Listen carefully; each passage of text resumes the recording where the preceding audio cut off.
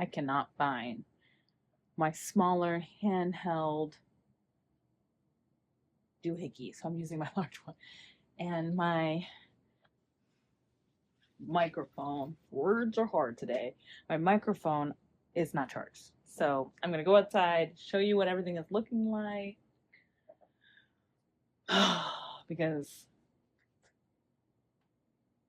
I had to abandon my garden for about a week and had to take a trip really fast within a 2 hour turnaround to get somewhere, and I am now back.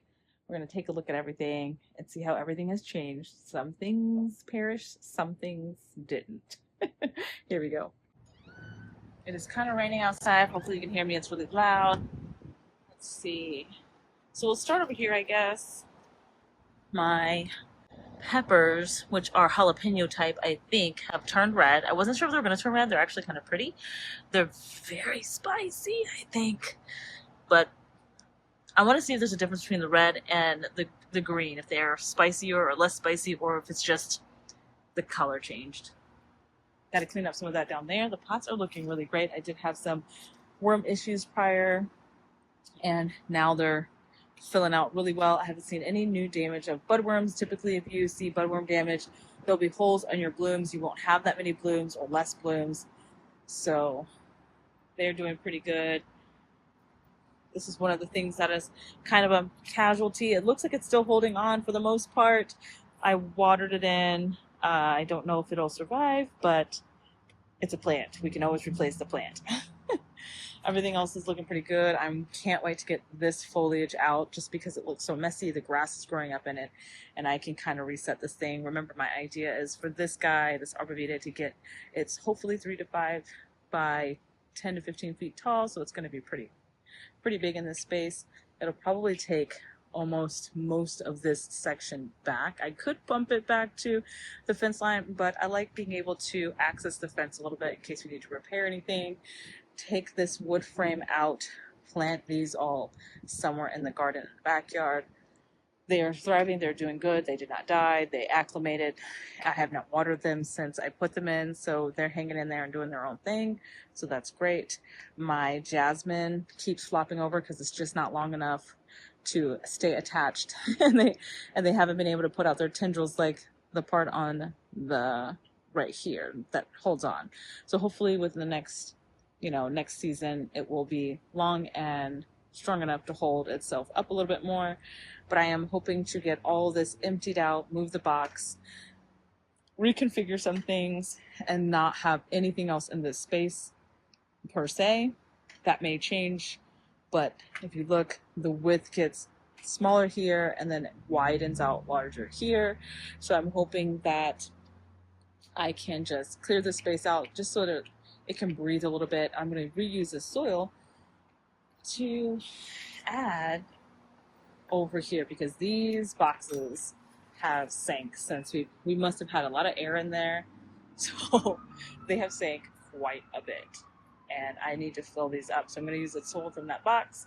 This space has completely grown back in with grass. I kind of actually want to take out the grass just in front of it, not have a physical box there, but an in-ground bed. I think that will be something fun, just to have kind of like a more natural approach instead of garden boxes, and just do it that way and see how that works. And since this gets the most sun area, a lot of my cut flowers do not do well underneath that tree area because it stays so shady on this side. The sun is from this corner to the other corner in front of the house. Some of my plants are struggling. I'm worried about this one the most because it has the most damage on it, but it does have some new foliage on there, but we'll see. It got watered a little bit with natural rain, but maybe not enough. The boxes are filling out pretty well. I think I might need to pop in a few more. I don't have any more, but I may need to get something because it looks like we have some sort of damage. I don't know if that's a pest damage or just weather related. The greens are looking really nice in here. I have broccoli, kale, and not kale, broccoli, cauliflower, and romaine lettuce in here. They're pretty jam-packed. I probably did not need to do them that packed, but they are pretty filled in that space. over here, I was trying to grow some more types of squash, things like that in here. The weather just kind of was too sporadic for it to really take off, and most of them ended up getting powdery mildew and or died. The marigold is doing really well. Finally got huge about 2 months ago, and now it's thriving, even though it's about to die soon because the cooler weather is going to kick in. This is a peanut plant. I don't know. I had a peanut, like a literal peanut with a peanut shell on it. I stuck it in here to see if it was going to grow because it started growing in the ground, in the grass. Kind of curious to see what that kind of experiment will do. Got tons of pests on my okra. I don't really like okra that much. I haven't found a way that I like to eat it. But like I said before, I really like the flowers, so I just let them do their thing. They're massive and huge. You certainly don't want them to get to this high. Maybe about 3 to 4 or 5 inches, depending on the variety, is the best time to harvest them, unless you have another specific reason to let them grow longer. Other than that, we do have peas in here that are doing pretty well. They are way big. Look at this. Look at this monster. This is a huge pea. That is so big. Oh, I don't know how sweet they are. This is probably just a tad, but maybe, I don't know, because I don't eat peas that much. That it looks like a pea size, but maybe a little too big. Then there's smaller ones right here. I can't remember the variety. Most of the ones that I use are like a snap pea or something similar to that. Let's see, on the other side I have more okra. I do have sweet potatoes growing in here as well. I have no idea if I have any potatoes underneath the soil, but we'll check that out. Possibly come soon.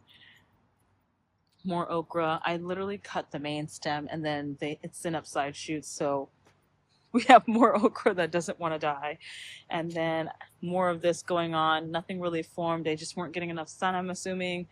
This one is looking pretty funny. It's a crooked one, I guess. I don't know how that formed up like that, but it's doing its thing. Looks like I can harvest this. I can hear the seeds in there. That's cool. More of the okra, and they're doing really well. And then I just have this really nice looking lettuce right here. I don't know if it's romaine or not. It doesn't quite look like romaine, but I'm not sure what variety it is. We'll see how it heads up a little bit, but it looks like it's doing something. More of the sweet potatoes. I did not get any loofah. It just would not take. They were either too hot or too cold or too stressed or too much rain. I don't know what the deal was, but the loofah did not enjoy my care at all. I still have to take care of this corn. The grass has grown all up in it. Most of it has died back. I did not harvest any corn off of anything because they really didn't do much with. I got some ears, but they really didn't do much of anything. So we can take a peek at it at some point and see how good they ended up forming up. But I think I just needed some more corn, and it needs to be a little bit bigger as of a block. Normally you don't want it in a line formation for corn. You want it in kind of a 10 by 10 kind of grid. It helps to keep them all together, and it helps for them to properly fertilize each other, which I thought this one would have been good. It's kind of like 4 by 3, maybe 5 by 3. I don't think it was enough or enough corn. I do have a lot of damage on these guys, but they are starting to really fill out a little bit. They were struggling for a bit, and they are starting to kick off a little bit, but I am starting to see more damage. I was not here to keep on top of it, so we'll see if anything forms up. We still have a good month or so before it gets really cold. Probably won't get really cold till December. We'll have a first frost usually around the second week or so of November, but we'll see how it actually goes. This year it's kind of hit or miss. I do have strawberry plants. I had 6 in here. 3 of them died. 3 of them did well. They died because we had a bunch of rain shortly after I put them in the ground, like flood watch, flooding. My house was oceanfront property for a matter of 12 hours because we had so much rain. It was ridiculous how much rain we got in such a short amount of time. But hey, what can you do? I have yet to put up the bird bath. I need to get concrete stuff, which I have inside, and just find the time to actually seal and plug up some of the holes and to fix the bottom of that basin a little bit so it will be more secure on the pedestal. My arborvitaes are looking good. The tree, if you notice, a whole bunch of green little balls all over the floor. They're not peas. They're from this tree right here that has a whole bunch of seed pod thingies that it drops down, and they just scatter all over the place down here. The arborvitaes are looking good. I'm a little concerned with the hydrangeas. Those are the incredible version of the hydrangeas. They are not looking the best, but hopefully after the season they will root in really well and they'll take after it really well next year. I have some hollyhocks, which I don't expect them to do anything. Some daisies. Most of the stuff are out of season for me. They've died back mostly in a sense of no flowers and they're not producing a whole lot. And hopefully next year they'll really start to produce really, really well. My knockout type roses are kind of happy right now. They do not like a lot of sun, it looks like. And now that it's cooled off a little bit, about 70s, 80s, with the night temperatures about 60, they're doing really good. Like I'm starting to get more buds on them again and more new growth, along with this one, who was kind of dormant for a second. Did really well for about the first few months in the summer, and then it was like, just kidding, I hate this.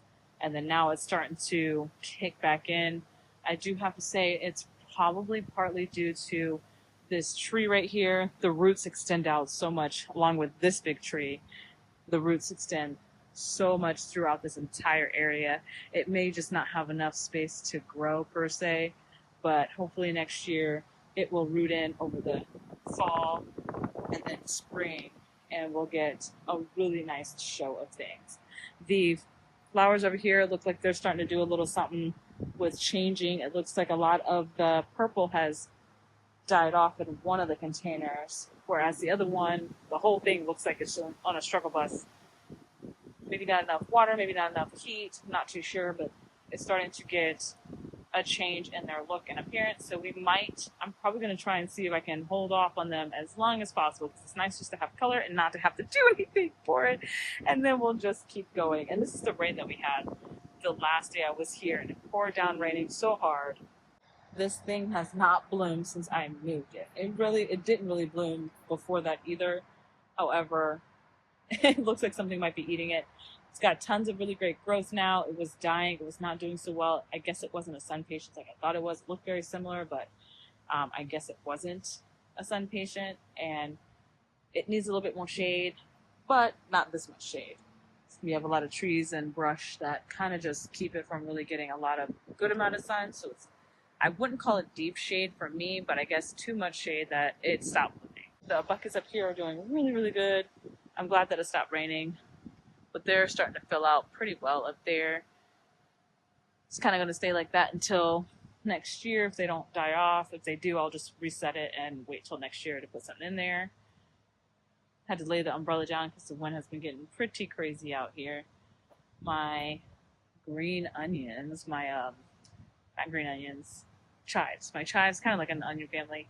My chives are right there. We use it pretty often. Over there, I have my dahlia and some more. And look, you can tell I have something going on in this container, because this is what it looks like when you have some sort of worm or bug damage. They look like they've been munching on it. They seem pretty happy with it too. They've been munching pretty good. I guess they're hungry, but oh well. I do want to still save seeds from this particular one. Hopefully we'll get something similar, since I don't have any other dahlias cross-pollinating. I think that might be an issue if I did, but it's the only one I have, so I think it'll be really fun to get some of these dried seeds. I don't know how to get the seeds out if I'm too late or not, but oh, I think those are seeds in there. Oh, I probably should not touch that. I'm gonna grab this head. It looks pretty dry actually, so I'm just gonna grab the head and take it inside. These are not doing so well. These are the asters. They were looking yellow. They haven't been getting that much water, but I did go ahead and give them a good drink, and they had an extra drink with the rain that came. Those are doing a lot better. More blooms, new blooms have pushed through, so that's great. This entire grapevine has been defoliated for like the third time this season. Whatever is out here in this area absolutely loves grapevine. Like, it just absolutely loves it. And I'm not sure what I should do about that. Alright, so that is basically it. I don't have anything else to show you guys. I'm going to sit down real quick. I don't have anything else to show you guys. But hopefully I will be able to get a little bit better. I can't talk today. Hopefully, I'll get a little bit better weather, and we'll get some projects done, getting the beds cleaned out, maybe harvesting some things and seeing if I get any sweet potatoes or peanuts, because that's super exciting because I've never grown peanuts before, and I know it can be kind of challenging to grow peanuts, but we'll see if there's anything that comes from that. I have no idea. I've never done that before. But I hope everyone is doing well. I hope everyone is enjoying their garden. I will see you guys in the next video. Bye, guys.